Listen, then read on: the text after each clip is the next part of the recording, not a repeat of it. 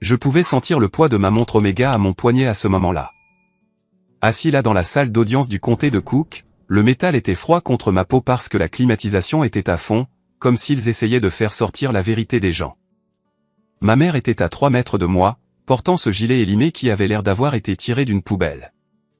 Elle ne l'avait pas fait. Je savais pertinemment qu'elle l'avait acheté chez Nordstrom il y a 3 ans, mais elle le portait ce jour-là parce qu'elle voulait que le juge la pense pauvre.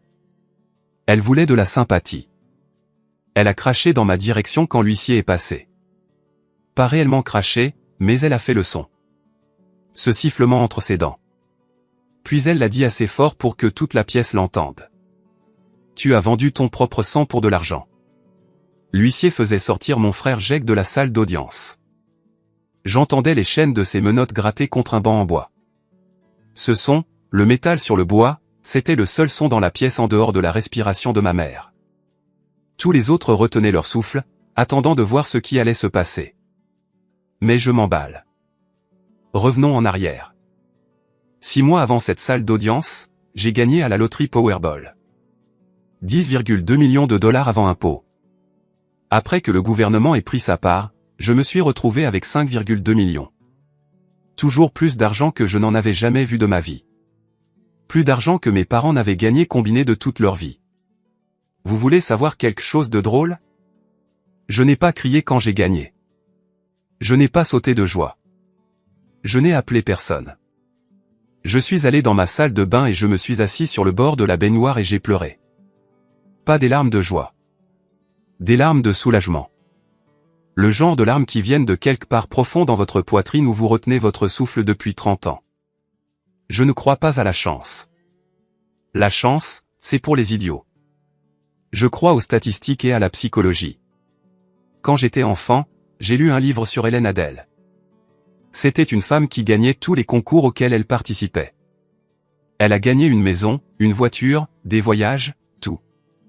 Elle appelait ça du « spec », de l'attente positive spécifique, du conditionnement. Mais j'ai vu autre chose dans son histoire. Elle n'a pas eu de chance. Elle a brisé le système. Elle a compris les probabilités. Et elle l'a joué comme un violon. C'est ce que j'ai fait avec Powerball. Je n'ai pas deviné les numéros. J'ai analysé 7 ans de boules froides et de boules chaudes. J'ai suivi les schémas. J'ai construit des feuilles de calcul. Ma victoire était un miracle. C'était une équation que j'ai résolue. Ça m'a pris 4 ans et 632 $ en billets, mais je l'ai résolue.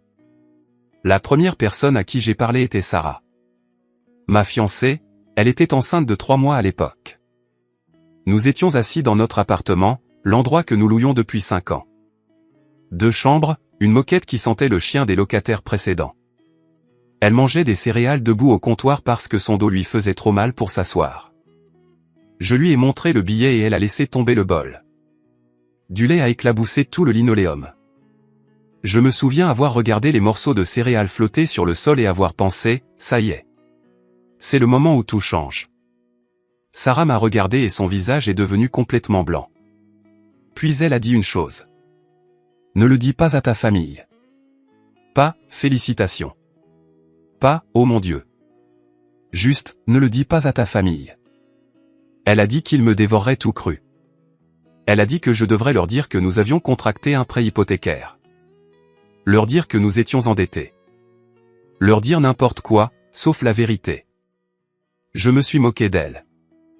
J'ai même ri. J'ai dit, c'est ma famille. Ils seront heureux pour moi. Je les aiderai. Et tout le monde y gagne. Sarah m'a juste regardé comme si je lui avais dit que je prévoyais de sauter d'un pont. Puis elle a dit, bien, mais quand ça ira mal, ne dis pas que je ne t'ai pas prévenu. J'ai engagé un conseiller financier le lendemain. J'ai créé un trust familial. J'ai mis la majeure partie de l'argent là où ma famille ne pourrait pas le toucher, même si elle essayait. Puis j'ai commencé à chercher des maisons. J'en ai trouvé une en banlieue. 4 chambres, 3 salles de bain, grand jardin, chambre principale avec un dressing plus grand que le salon de mon ancien appartement, 1,2 million de $. J'ai payé comptant. La vente a été conclue en 3 semaines.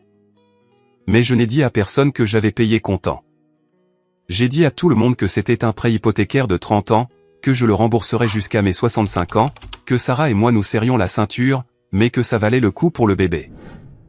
La première réaction de ma mère quand je lui ai parlé de la maison. Elle n'a pas dit « félicitations ». Elle a dit « c'est trop grand pour 2 personnes ». Mon père n'a rien dit. Il a juste grogné et est retourné regarder la télévision. Mon frère Jake a dit « ça doit être sympa ». Puis il a demandé si je pouvais lui prêter 5 cents.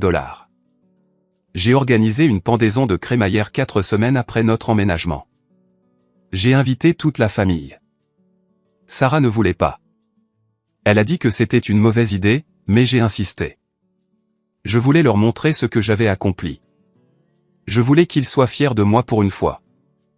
Jake est arrivé les mains vides, pas de cadeau de pendaison de crémaillère, pas de bouteille de vin, rien. Il est entré et a immédiatement attrapé une bière dans mon réfrigérateur et a commencé à se plaindre. Il a dit que sa femme Lindsay et leur enfant vivaient chez mes parents et que ça le rendait fou.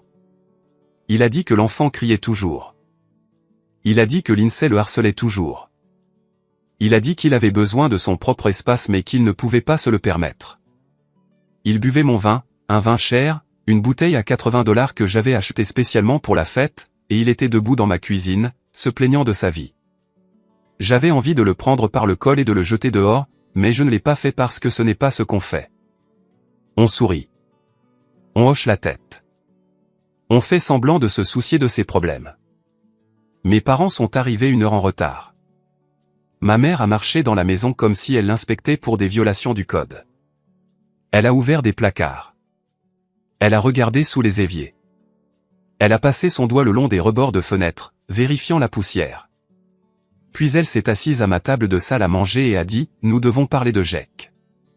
Ma mère avait cette façon de parler où elle faisait tout paraître comme si j'étais celui qui était déraisonnable, comme si elle ne faisait que souligner des faits évidents et que j'étais trop stupide pour les voir. Elle a dit que Jake, Lindsay et le bébé ne pouvaient pas continuer à vivre dans leur maison. Elle a dit que c'était trop bondé, trop bruyant, trop stressant. Elle a dit que la tension artérielle de mon père était au plafond à cause de tout ce bruit. Puis elle a regardé autour de ma maison, mes 4 chambres, mes 3 salles de bain, ma chambre principale massive. Elle a dit, tu as tout l'espace. Jake est à l'étroit. Tu dois l'aider. J'ai essayé de rester calme. J'ai dit, Sarah et moi allons aussi avoir un bébé. Nous avons besoin d'espace. Nous avons besoin d'une chambre de bébé. Nous avons besoin de place pour notre famille. Ma mère a agité la main comme si je disais des bêtises. Elle a dit que c'était différent. Elle a dit que le bébé de Sarah n'était même pas encore né. Elle a dit que l'enfant de Jake était déjà là et souffrait. J'ai senti mon visage s'échauffer. J'ai dit que je ne donnerais pas à Jake une partie de ma maison. C'est ma maison. Je travaille pour ça. C'est là que mon père a pris la parole. Mon père était resté silencieux tout le temps, buvant mon vin, mangeant ma nourriture, sans dire un mot. J'ai pensé que peut-être il était de mon côté pour une fois. Peut-être qu'il dirait à ma mère de me laisser tranquille.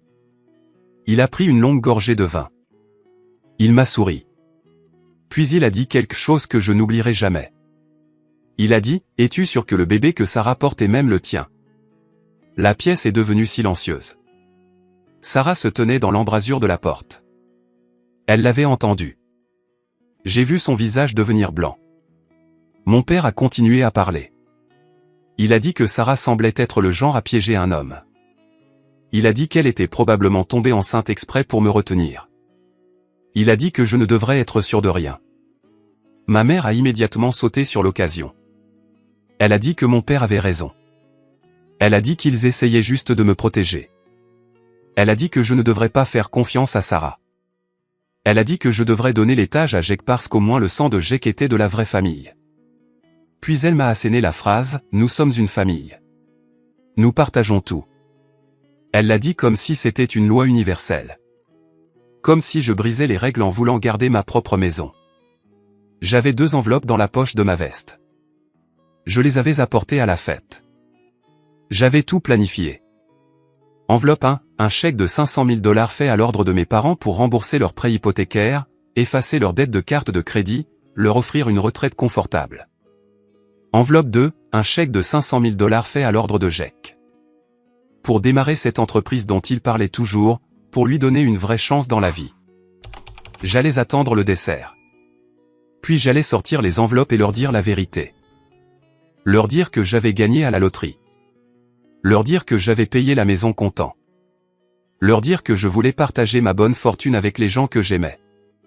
Mais assis là, écoutant mon père remettre en question la paternité de mon enfant.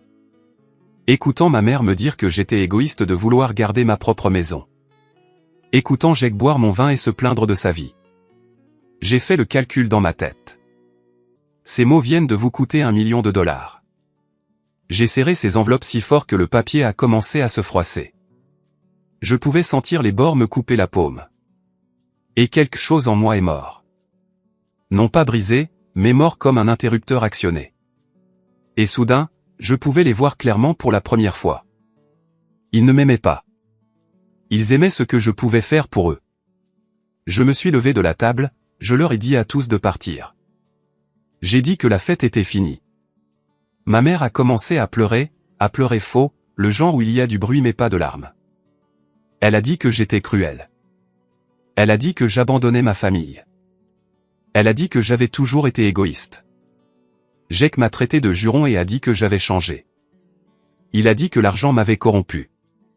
Mon père a juste secoué la tête. Il a dit qu'il était déçu de moi. Sarah m'a aidé à les faire sortir. Dès que la porte s'est refermée derrière lui, elle m'a regardé et a dit « Je te l'avais dit ». Elle avait raison. Elle avait eu raison tout le temps. Je me tenais dans le couloir, écoutant le silence de ma grande maison vide. Sarah a posé sa main sur mon épaule. Elle n'a pas eu besoin de dire autre chose. J'ai fouillé dans ma poche et j'ai senti les 2 enveloppes, $1 million en papier qui commençaient à chauffer contre ma jambe. Je suis allé à l'évier de la cuisine. J'ai sorti le briquet que je gardais dans le tiroir pour les bougies. Je n'ai pas déchiré les chèques. Ça aurait été trop rapide. Je les ai brûlés un par un, regardant l'encre bleue se transformer en cendre noire. Je pensais que c'était la fin. Je pensais qu'en brûlant ces chèques, je coupais les ponts. Je ne savais pas que pour ma famille, ce n'était que le début.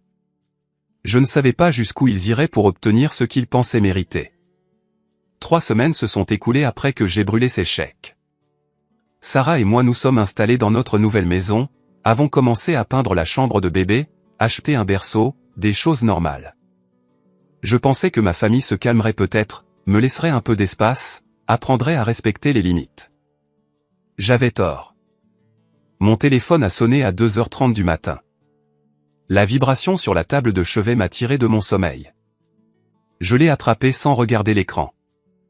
Ma première pensée fut que quelque chose était arrivé à la mère de Sarah. Elle avait été malade. Mais ce n'était pas la famille de Sarah. C'était mon père. Il criait, pas parlait, criait. Sa voix était rauque comme s'il avait crié pendant des heures. Il a dit que Jake avait des problèmes. Il a dit que je devais venir chez eux tout de suite. Il a dit que c'était une urgence. Je lui ai demandé quel genre d'urgence. Il n'arrêtait pas de crier. Viens maintenant. Viens maintenant. Ton frère a besoin de toi. Sarah s'est réveillée, m'a demandé ce qui n'allait pas. Je lui ai dit que je ne savais pas, mais que j'avais un mauvais pressentiment. Le genre de pressentiment que l'on a quand on sait qu'on est sur le point de mettre les pieds dans quelque chose dont on ne pourra pas se débarrasser. J'ai enfilé un jean et un sweatshirt. Je n'ai même pas bien lacé mes chaussures. J'ai juste conduit. Les routes étaient vides à cette heure. Des lampadaires tous les 15 mètres projetant des flaques oranges sur l'asphalte. Mon tableau de bord indiquait qu'il faisait 5 degrés Celsius dehors, mais j'avais mis le chauffage à fond quand même. Mes mains tremblaient sur le volant. Non pas de froid, mais d'autre chose. 20 minutes plus tard, je me suis arrêté devant la maison de mes parents. Toutes les lumières étaient allumées, le porche, le salon, même le sous-sol. Toute la maison était éclairée comme un stade. Et là, dans l'allée, se trouvait le pick-up de Jake, son Ford F-150. Bleu foncé, ou du moins il l'était. Difficile à dire dans cet éclairage étrange. Jake était assis sur le trottoir à côté de la porte côté conducteur. Sa tête était dans ses mains. Il se balançait d'avant en arrière. Je l'entendais depuis l'intérieur de ma voiture. Ce son humide et étouffé, pas exactement des pleurs, quelque chose de pire. Je suis sorti, j'ai marché vers lui. C'est là que j'ai vu les dégâts. Le pare-brise était détruit. Pas seulement fissuré, détruit. Il y avait cet énorme motif en toile d'araignée se propageant du côté passager. Le genre de dégâts qui se produit quand quelque chose de gros heurte le verre à grande vitesse. Le capot avait une bosse de la taille d'un ballon de basket. Profonde. On pouvait voir où le métal s'était plié sur lui-même. Et coincé dans la calandre avant se trouvait une basket. Juste une.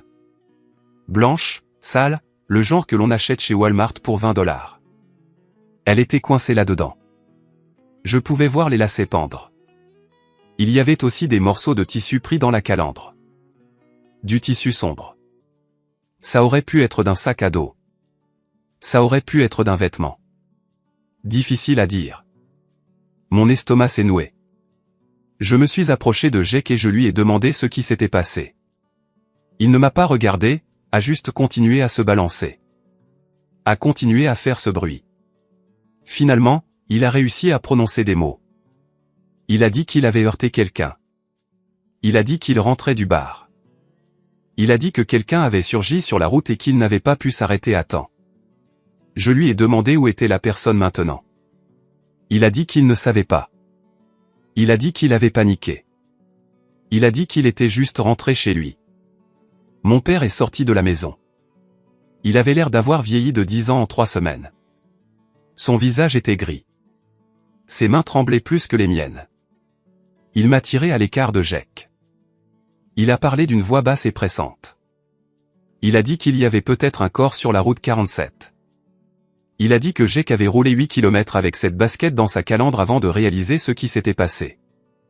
Il a dit qu'il devait trouver quoi faire avant que quelqu'un ne le trouve. J'ai regardé mon père, je l'ai vraiment regardé, et j'ai réalisé qu'il n'était pas contrarié que Jake ait pu tuer quelqu'un. Il était contrarié que Jake puisse se faire prendre. C'est là que j'ai entendu une autre voiture s'arrêter, une Lexus noire, modèle plus récent. Elle s'est garée de l'autre côté de la rue et un homme est sorti. Cinquantaine, cheveux gris, veste chère. Il s'est avancé comme s'il était chez lui. Mon père l'a présenté comme Marc. Il a dit que Marc était un vieil ami. Ancien flic. Maintenant, il travaillait comme parajuriste ou quelque chose comme ça. Mon père l'avait appelé juste après le retour de Jake. Marc a fait le tour du camion. Il n'a rien touché, il a juste regardé. Il s'est penché et a examiné la basket, a sorti son téléphone et a pris des photos. Puis il s'est levé et a regardé Jake. Il a dit que c'était grave. Il a dit que c'était un délit de fuite avec des blessures corporelles graves. Il a dit que même si la victime survivait, Jake risquait 10 ans minimum. Peut-être plus si la victime mourait. Il a dit que le camion était une preuve. Il a dit que la basket était une preuve. Il a dit que tout était une preuve. Jake a commencé à hyperventiler, faisant ses sifflements aigus. Il a trébuché vers le côté de la maison et je l'ai entendu vomir, fort, violemment, le son de quelqu'un dont le corps rejetait la réalité. Ma mère est apparue dans l'embrasure de la porte. Elle portait sa robe de chambre, la même qu'elle avait depuis mon enfance, rose pâle avec des taches de café. Elle m'a regardé et ses yeux étaient rouges, mais je ne savais pas si elle avait pleuré ou si elle était juste fatiguée. Elle a dit que nous devions entrer. Elle a dit que les voisins pourraient nous voir. Nous sommes entrés dans la cuisine. Le sol était recouvert d'un vieux linoléum, jaune avec des taches brunes. Il collait à la plante de mes chaussures quand je marchais. La lumière du plafond était l'un de ces tubes fluorescents qui bourdonnaient. Toute la pièce ressemblait à une salle d'attente d'hôpital. Marc s'est assis à la table, a commencé à expliquer la situation juridique. Il a dit que le délit de fuite était un crime. Il a dit que le fait de quitter les lieux aggravait tout. Il a dit que si Jake était resté et avait appelé le 911, il aurait peut-être pu s'en tirer avec un délit mineur. Mais maintenant, il risquait de la prison ferme. Ma mère a fait un son comme un animal blessé. Elle a agrippé le bord du comptoir. Puis Marc a dit quelque chose d'intéressant. Il a dit qu'il avait passé quelques coups de fil. Il a dit qu'il connaissait des gens. Il a dit que la victime était un immigrant sans papier. Il a dit que c'est pourquoi il n'y avait pas encore de rapport de police. Il a dit que la famille de la victime avait peur de s'adresser aux autorités. Je lui ai demandé comment il savait tout ça. Il a dit qu'il avait des sources. Il a dit qu'il passait des appels depuis que mon père l'avait contacté. Il a dit qu'il avait retrouvé la victime grâce aux réseaux hospitaliers. Il a dit que le gars était dans un état critique mais vivant. Puis il a dit que la famille voulait de l'argent. Il a dit qu'il voulait que cela reste discret. Il a dit qu'il ne voulait pas que l'immigration soit impliquée. Il a dit qu'il voulait juste une compensation pour les frais médicaux et les salaires perdus. Il a dit qu'il demandait 850 000 $. Le chiffre est resté suspendu dans l'air comme de la fumée. Les genoux de ma mère ont flanché. Elle s'est en fait effondrée, tombant directement sur ce sol en linoléum collant, a commencé à gémir, prononçant le nom de Jake encore et encore. Disant son bébé, son garçon, mon père, aide-la à se relever. L'a aidé à s'asseoir sur une chaise. Elle m'a attrapé le bras. Ses doigts s'enfonçaient dans ma peau assez fort pour laisser des marques. Elle a dit que je devais aider. Elle a dit que j'étais riche maintenant. Elle a dit que j'avais cette grande maison. Elle a dit que je pouvais contracter un prêt. Elle a dit que les familles s'entraident. Je l'ai regardé mon père. Regardez Marc assis là avec sa veste chère et son sourire entendu. Regardez Jake, qui était de nouveau dans la cuisine maintenant, appuyé contre le mur. Son visage était de la couleur du lait avarié. Et quelque chose a fait-il dans ma tête. Tout était faux. Le timing, la commodité, le montant exact en dollars, le fait que Marc ait réussi à retrouver une victime sans papier et à négocier un règlement en moins de 3 heures. Mais je n'ai rien dit. Au lieu de cela, j'ai sorti mon téléphone, j'ai fait semblant d'appeler ma banque, j'ai tenu le téléphone à mon oreille et j'ai eu une conversation totalement fausse avec personne. J'ai dit que je devais parler à quelqu'un à propos d'un prêt sur valeur domiciliaire. J'ai dit que c'était une urgence. J'ai dit que j'avais besoin de 850 000 $. Tout le temps, je regardais en fait mon compte d'investissement, déplaçant de l'argent, transférant des fonds de mon courtage vers mon compte courant. Ça m'a pris 3 minutes. Quand j'ai raccroché, je leur ai dit que la banque traiterait le prêt le matin. Je leur ai dit que j'hypothéquais ma maison. Je leur ai dit que cela signifiait que je le rembourserais pendant 30 ans. Je leur ai dit que Sarah et moi devrions reporter notre mariage. Je leur ai dit que nous devrions vivre à l'économie, réduire toutes nos dépenses. Ma mère m'a serré dans ses bras. Elle a dit que je sauvais la vie de Jake. Elle a dit que j'étais un bon fils. Mon père m'a tapé dans le dos. Il a dit que la famille restait unie. Il a dit que je faisais ce qu'il fallait. Marc a juste hoché la tête comme si c'était exactement ce qu'il attendait. Jake n'a rien dit. Il fixait son téléphone, faisant défiler quelque chose. Ses mains avaient cessé de trembler. Il avait l'air plus calme maintenant, soulagé. J'ai demandé à Marc ce qui allait se passer ensuite. Il a dit qu'il s'occuperait de tout. Il a dit qu'il livrerait l'argent à la famille. Il a dit qu'il s'assurerait qu'il signe un accord de non-responsabilité. Il a dit que tout cela disparaîtrait discrètement.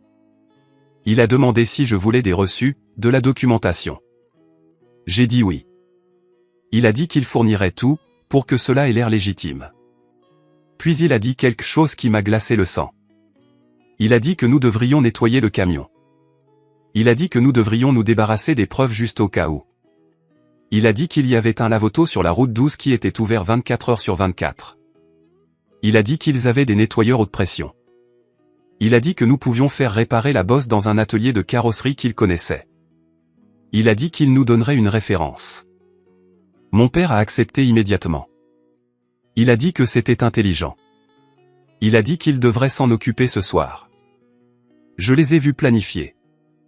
Je les ai vus parler de détruire des preuves. Je les ai vus coordonner leur histoire. Et j'ai réalisé que j'étais debout dans une cuisine avec 3 personnes qui étaient prêtes à couvrir un crime, qui étaient prêtes à laisser quelqu'un souffrir sans responsabilité, qui me voyaient comme rien de plus qu'un compte bancaire avec des jambes. L'odeur dans cette cuisine me rendait malade, pas des odeurs de nourriture, autre chose. Café brûlé dans la cafetière de tout à l'heure, la légère odeur chimique des produits de nettoyage sous l'évier, et quelque chose venant de la direction de Jake. De l'huile moteur peut-être ou du caoutchouc. Quelque chose d'industriel et de faux.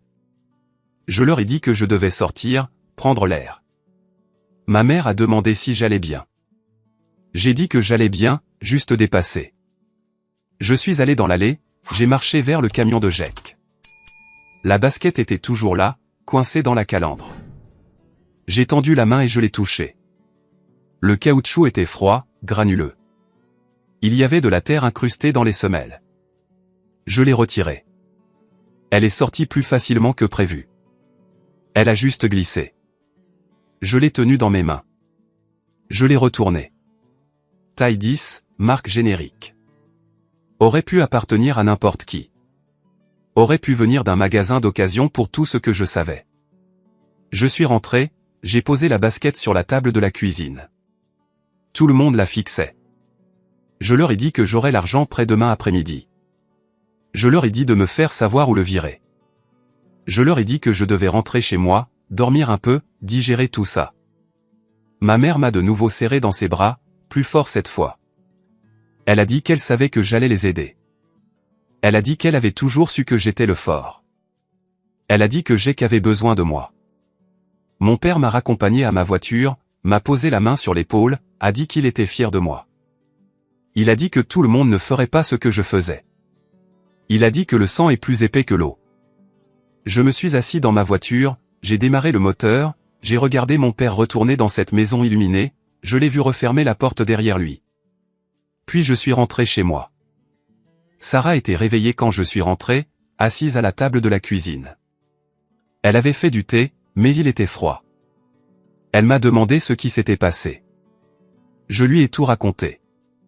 Le camion, la basket, Marc, l'argent. Elle a écouté sans m'interrompre. Quand j'ai eu fini, elle est restée silencieuse pendant un long moment. Puis elle m'a demandé si je croyais que Jake avait réellement heurté quelqu'un. J'ai dit que je ne savais pas. Elle a dit que ça sonnait pratique. Elle a dit que ça sonnait mis en scène. J'ai dit que c'est ce que je pensais aussi. Elle m'a demandé ce que j'allais faire. Je lui ai dit que j'allais les payer. Que j'allais leur donner exactement ce qu'ils avaient demandé. Que j'allais les laisser penser qu'ils avaient gagné. Elle m'a regardé comme si elle voyait quelqu'un de nouveau. Quelqu'un qu'elle ne reconnaissait pas tout à fait. Puis elle a dit d'accord. Elle a dit qu'elle me faisait confiance. Elle a dit qu'elle soutiendrait tout ce que je déciderais de faire. Le lendemain matin, j'ai appelé ma banque. Je les ai réellement appelés cette fois. J'ai transféré 850 000 $ de mon compte d'investissement vers mon compte courant. Puis j'ai envoyé les informations de virement bancaire à Marc. J'ai dit à ma famille que la banque avait approuvé mon prêt sur valeur domiciliaire. Je leur ai dit que j'étais officiellement endetté pendant 30 ans. Je leur ai dit que c'était le plus grand sacrifice que j'ai jamais fait. Ma mère a pleuré, a dit qu'elle était reconnaissante, a dit qu'elle n'oublierait jamais ça. Mon père a dit que je faisais ce qu'il fallait. Il a dit que Jake me rembourserait un jour. Jake m'a envoyé un SMS. Juste 2 mots. Merci, mec. C'était tout. Aucune excuse, aucune reconnaissance de ce que cela m'a coûté. Juste, merci, mec. Marc a confirmé la réception du virement bancaire 2 jours plus tard. Il a dit qu'il s'était occupé de tout. Il a dit que la famille était satisfaite. Il a dit qu'ils avaient signé une décharge. Il a dit que Jake était tiré d'affaire. Il m'a envoyé un PDF, un document juridique, signature et tout. Ça avait l'air officiel. Ça avait l'air réel. Je l'ai enregistré dans un dossier sur mon ordinateur, je l'ai étiqueté « Assurance ». Puis j'ai fait quelque chose que ma famille ne savait pas que je pouvais faire. Quelque chose que j'avais appris à l'université quand j'étais fauché et désespéré. J'ai engagé un détective privé, pas un cabinet d'entreprise sophistiqué, juste un gars que j'ai trouvé en ligne. Ancien flic, bonne critique, spécialisé dans les vérifications d'antécédents et la surveillance. Je lui ai donné le nom de Marc, les informations sur le camion de Jake, l'hôpital où la victime était censée se trouver, l'adresse du lave-auto qu'ils utilisaient. Je lui ai dit de tout découvrir. De découvrir s'il y avait vraiment eu un accident. De découvrir s'il y avait vraiment une victime. De découvrir où mon argent était réellement allé. Il a dit que cela prendrait 1 semaine, peut-être 2. J'ai dit, prenez votre temps. Soyez minutieux. Parce que j'avais un pressentiment, un mauvais pressentiment. Le genre qui s'installe dans la poitrine comme une pierre. Le genre qui vous dit que quelque chose ne va pas du tout. Le genre qui vous dit que vous êtes manipulé. Et je devais en être sûr avant de faire mon prochain coup. 2 semaines après avoir engagé le détective privé, j'ai commencé ma performance. Je suis allé chez Goodwill et j'ai acheté les vêtements les plus tristes que j'ai pu trouver. Un jean aux genoux usés, un t-shirt avec un logo délavé, une veste avec une fermeture éclair cassée, j'avais l'air d'avoir dormi dans ma voiture. J'ai conduit jusqu'à la maison de mes parents un jeudi après-midi, je me suis garé dans la rue, je me suis approché lentement de la porte, comme si chaque pas me faisait mal, comme si je portais le poids du monde. Ma mère a ouvert, m'a examiné de haut en bas.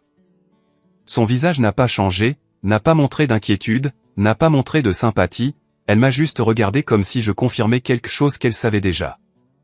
Je lui ai dit que je m'en sortais à peine. J'ai dit que les paiements hypothécaires me tuaient. J'ai dit que je mangeais des nouilles ramen à chaque repas. J'ai dit que je ne pouvais rien me permettre d'autre. Elle a hoché la tête. Elle a dit que c'est ce qui arrive quand on prend trop de dettes. Elle a dit que j'aurais dû être plus prudent. Elle a dit que j'avais appris de cela. Puis elle est retournée regarder la télévision. Je me tenais dans leur cuisine. Le même sol en linoléum collant d'il y a 2 semaines. La même lumière fluorescente bourdonnante.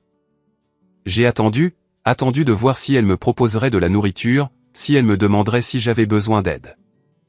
Si elle montrerait le moindre souci pour son fils qui venait d'hypothéquer sa maison pour sauver son autre fils de la prison. Elle ne m'a rien offert, elle m'a juste dit que j'avais l'air fatigué, qu'il fallait que je dorme plus, que le stress vous vieillit. Mon père est passé, m'a vu, a grogné, est allé au garage. C'est là que j'ai su avec certitude.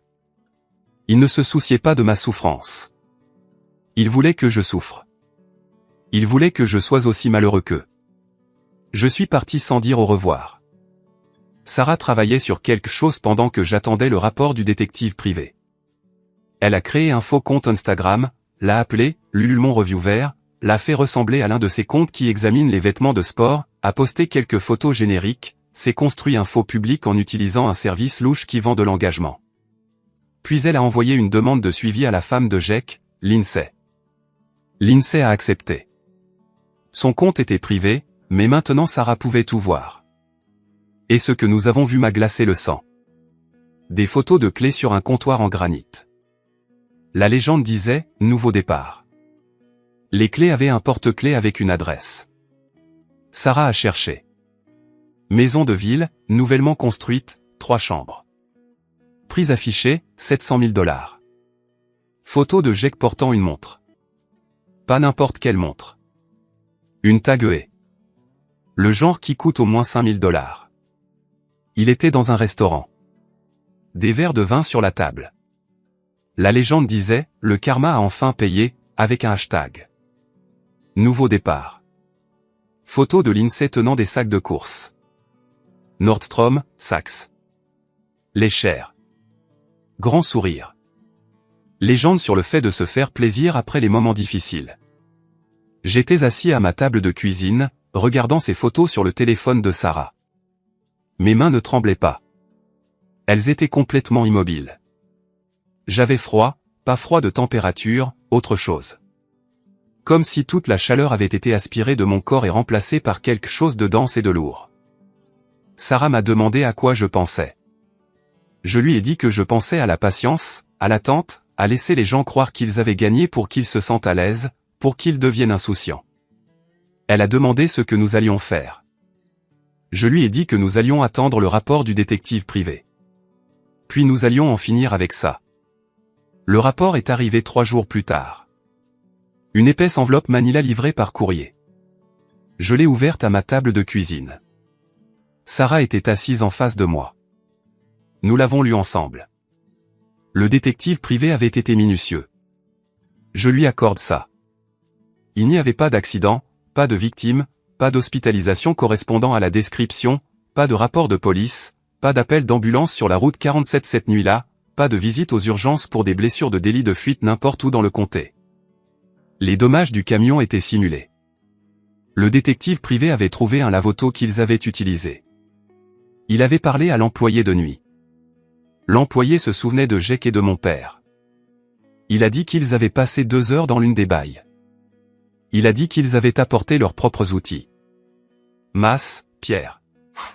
L'employé a trouvé cela bizarre, mais n'a pas posé de questions. La basket provenait d'une benne de Don Godwill. Le détective privé avait retrouvé le numéro de lot sur l'étiquette. Le même magasin où j'avais acheté mon costume de pauvre. C'est drôle comme les choses se passent. Les morceaux de sac à dos provenaient d'une benne à ordures derrière un magasin de fournitures de camping. Des ordures récentes. Rien qui corresponde à des tissus humains ou à des vêtements d'un accident. L'implication de Marc était plus profonde que je ne l'avais prévu. Le détective privé avait consulté ses dossiers financiers. Marc avait reçu un virement bancaire de 100 000 $ un jour après que j'ai envoyé les 850 000 $, payés à une SARL qu'il contrôlait, probablement en tant que part pour avoir organisé l'escroquerie. Les 750 000 $ restants avaient été partagés. Quelqu'un avait versé un acompte sur la maison de ville. Le propriétaire enregistré était Jake et ma mère, les deux noms sur l'acte. Le reste était allé à quelque chose que je n'avais pas compris au début. Quelque chose appelé un acte de cession rapide. J'ai dû le chercher. Puis j'ai dû appeler un avocat pour m'assurer que je l'avais bien compris. Un acte de cession rapide est un moyen de transférer la propriété. Rapide, simple. Aucune garantie, aucune assurance, juste un transfert direct d'une personne à une autre. Mes parents en avaient utilisé un pour transférer leur part de leur maison à Jake. Signé, notarié, déposé au comté, tout cela pendant que je supposais sauver Jake de la prison. L'avocat a expliqué ce que cela signifiait. Il a dit que si mes parents mouraient ou déclaraient faillite, je n'hériterais de rien. La maison était celle de Jake maintenant, complètement. J'avais été rayé de tout héritage. Coupé de toute prétention à la propriété familiale. L'avocat a dit qu'il ne s'agissait pas seulement d'argent. Il s'agissait de me couper de la famille, de s'assurer que je n'obtienne rien. Même si j'avais passé des décennies à rembourser leurs dettes, même si j'avais tout sacrifié, il ne voulait pas seulement mon argent. Il voulait s'assurer que je savais que je n'étais plus vraiment de la famille. J'ai gardé cette information pendant une journée. Je l'ai laissé s'imprégner. Je l'ai laissé s'installer dans mes os. Puis j'ai commencé à passer des appels. Le premier appel a été à un avocat pénaliste. J'ai expliqué la situation, le faux accident, l'extorsion, la fraude. Il a dit que c'était un cas d'école. Il a dit que j'avais un dossier pour grand larcin, peut-être complot en vue de commettre une fraude, certainement évasion fiscale puisqu'il n'avait pas déclaré l'argent du don. Le deuxième appel a été à la division des enquêtes criminelles de l'IRS. Ils ont une hotline pour signaler la fraude fiscale. J'ai passé 1 heure au téléphone à tout expliquer. Le virement bancaire, le don non déclaré, les achats immobiliers. Ils ont pris des notes, ouvert un dossier. Le troisième appel est revenu à Marc. Je lui ai dit que j'avais besoin que tout le monde signe des papiers. J'ai dit que la banque exigeait une déclaration sous serment indiquant que l'argent était un don familial. J'ai dit que c'était à des fins fiscales. J'ai dit que si je ne l'obtenais pas, je pourrais être accusé de blanchiment d'argent. Il l'a cru. Il a dit qu'il s'en occuperait. Nous nous sommes rencontrés chez mes parents. Eux tous. Jake, Lindsay, mes parents, Marc. J'ai apporté les documents, appelé une déclaration sous serment de réception de fonds, les fait paraître officiels, avec un tampon de notaire et tout. J'ai expliqué que la banque avait besoin d'une preuve que l'argent était un don de ma part. Sinon, ça ressemblait à de la fraude. Sinon, je pouvais aller en prison pour structuration ou blanchiment d'argent. Ils n'ont même pas lu attentivement. Ils ont juste tout signé. Jake, ma mère, mon père, même Lindsay a signé comme témoin. J'ai regardé leur signature séchée sur le papier. Je les ai vus sceller leur propre destin. Puis je les ai remerciés, leur ai dit que cela nous protégerait tous, leur ai dit que nous étions en sécurité maintenant. Ma mère m'a serré dans ses bras, a dit qu'elle était contente que tout soit fini, pour que nous puissions avancer en famille. Je n'ai rien dit, j'ai juste souri, j'ai mis les papiers dans mon dossier, et je suis parti. J'ai attendu 1 semaine de plus, je les ai laissés se détendre, les ai laissés penser qu'ils s'en étaient sortis. Puis j'ai convoqué une autre réunion de famille, j'ai dit que j'avais des nouvelles, que c'était important. Ils se sont présentés chez moi cette fois. Ma nouvelle maison, celle qu'ils croyaient hypothéquée pendant 30 ans. J'avais aménagé la salle à manger, débarrassé la table, mis un dossier au centre. Tout le monde s'est assis. Jake, Lindsay, mes parents, même Marc est apparu. Il pensait probablement que c'était pour finaliser les papiers. J'ai ouvert le dossier, j'ai sorti le rapport du détective privé, je l'ai posé sur la table. Ma mère a demandé ce que c'était. Je lui ai dit que c'était la vérité. J'ai commencé à parler. Je leur ai dit que j'avais engagé un enquêteur. Je leur ai dit qu'il n'y avait pas eu d'accident, pas de victime, pas d'hôpital, pas d'urgence, juste une scène de crime mise en scène, et une mauvaise performance. Je leur ai parlé du lave-auto, du marteau de démolition, de la basket Godwill, du sac à dos de la benne à ordures. Je leur ai parlé des 100 000 $ de Marc, de la maison de ville, de l'acte de cession rapide. La pièce est devenue silencieuse, le genre de silence où l'on entend le réfrigérateur bourdonner dans la pièce d'à côté, où l'on entend le tic-tac d'une montre, où l'on entend son propre battement de cœur dans les oreilles. Jake a regardé son téléphone, a commencé à faire défiler, essayant probablement de supprimer les photos Instagram. Trop tard. Sarah avait des captures d'écran. Des centaines, datées, horodatées, enregistrées à 3 endroits différents. Le visage de ma mère est devenu rouge, puis blanc, puis rouge à nouveau. Elle a ouvert la bouche, mais aucun son n'est sorti au début. Puis elle a retrouvé sa voix, a commencé à crier. Elle a dit que je leur devais de toute façon. Elle a dit qu'ils m'avaient élevé, nourri, habillé, a dit que je ne faisais que rembourser ce que je devais.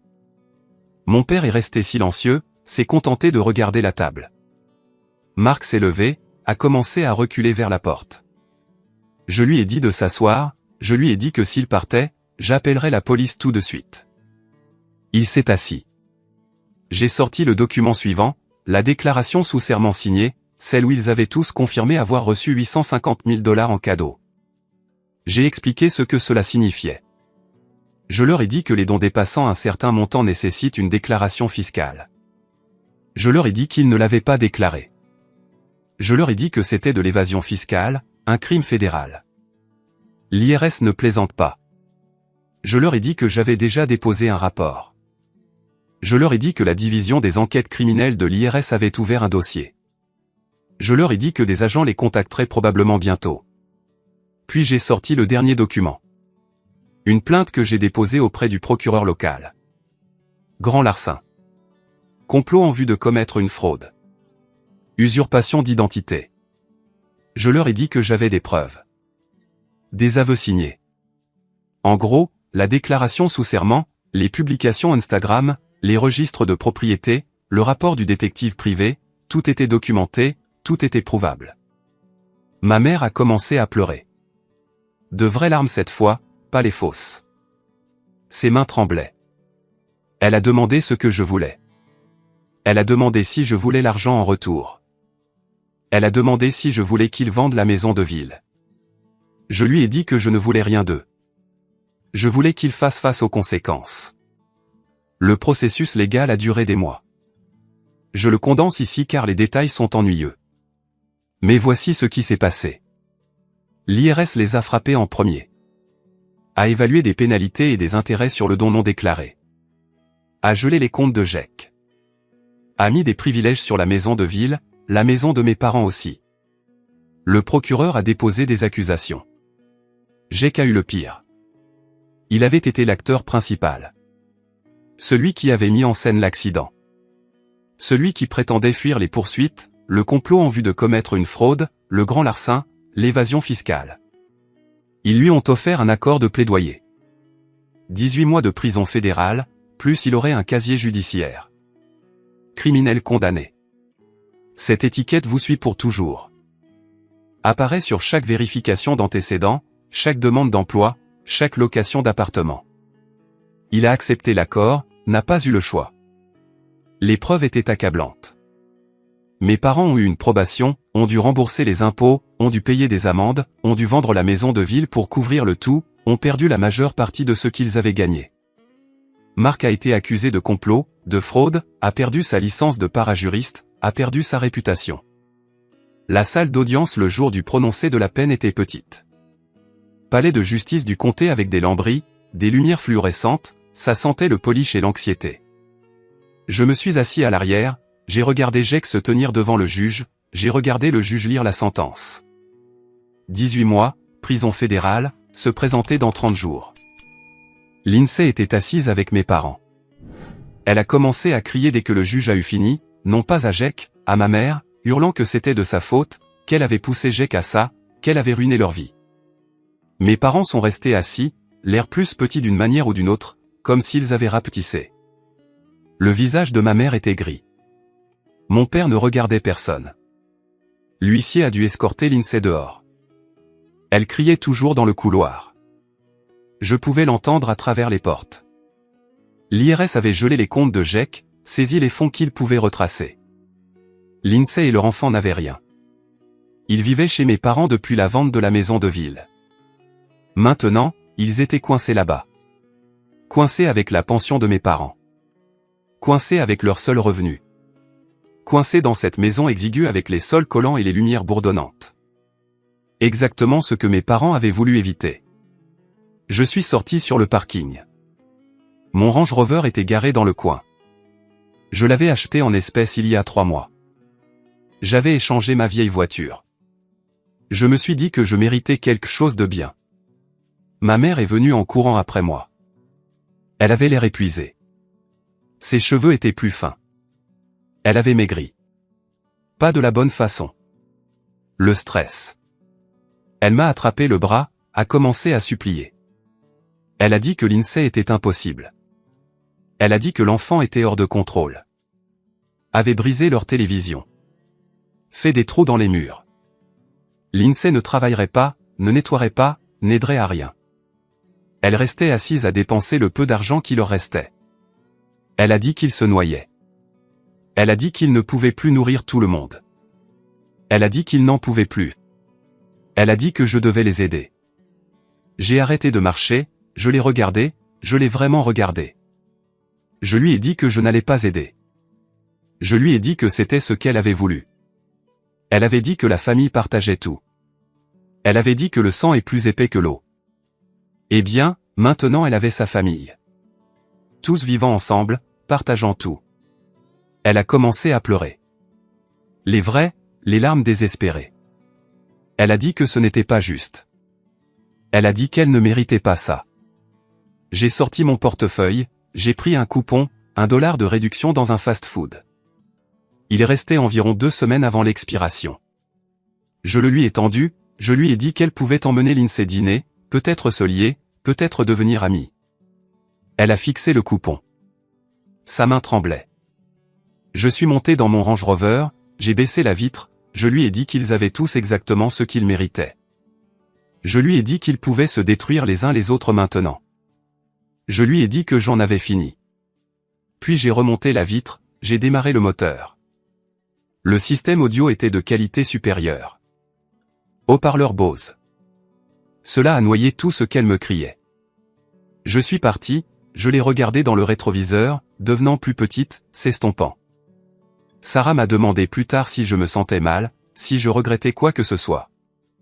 Je lui ai dit que je ne me sentais pas mal. Je me sentais pur. Ils ont essayé de m'utiliser, ont essayé de me piéger, ont essayé de me vider de mon argent, puis de me couper complètement. Ils avaient remis en question la paternité de mon enfant. Ils avaient insulté ma femme. Ils avaient mis en scène un crime pour m'extorquer. Ils m'avaient officiellement exclu de la famille tout en prenant mon argent. Ils pensaient que j'étais faible. Ils pensaient que j'étais un guichet automatique familial. Ils pensaient que je continuerais à payer pour toujours parce que c'est ce que fait la famille. Mais j'avais appris quelque chose d'Hélène Adèle et de sa technique SPEC. J'avais appris que gagner ne dépendait pas de la chance.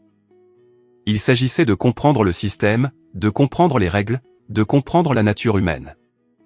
Ils avaient joué leurs cartes, fait leurs coups, pensaient qu'ils étaient si intelligents, mais j'avais eu 3 coups d'avance tout le temps. Ce qu'il y a avec la vengeance, c'est qu'elle est censée faire du bien. C'est ce que tout le monde dit. Douce vengeance. Vengeance satisfaisante. Vengeance à égalité. Mais elle n'est pas douce. Elle n'est pas chaude. Elle est froide. Calculée. Comme résoudre une équation. Comme cocher des éléments sur une liste. Je n'ai pas détruit ma famille parce que j'étais en colère. Je les ai détruits parce qu'ils s'étaient déjà détruits eux-mêmes. Je l'ai juste documenté, les rendu officiels, me suis assuré que les conséquences qu'ils fuyaient les rattrapent enfin. Ma mère est coincée dans cette maison avec Lindsay et 7 enfants. La tension artérielle de mon père est probablement au plafond à cause du stress. Jake va en prison.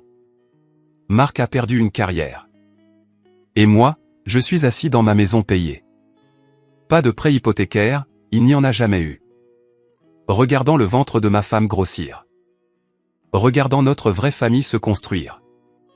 Parfois, je pense à ces chèques que j'ai brûlés. Ce $1 million que j'étais prêt à leur donner. Je me demande ce qui se serait passé si je les avais juste remis ce soir-là. Mais je sais ce qui se serait passé. Ils auraient pris l'argent. Souris. Dis merci. Puis ils seraient revenus pour plus et plus et plus jusqu'à ce qu'il ne reste rien. Certaines personnes vous videront de tout si vous les laissez faire. Même la famille, surtout la famille. La dernière fois que j'ai vu ma mère, c'était 6 mois après le prononcé de la sentence. Je l'ai croisée dans une épicerie. Elle achetait les marques les moins chères, la marque du magasin pour tout. Son chariot ressemblait au mien quand j'étais fauché. Elle m'a vu, a regardé mon chariot. J'achetais les bonnes choses, des produits biologiques, de belles coupes de viande. Les envies de grossesse de Sarah étaient chères, mais je m'en fichais.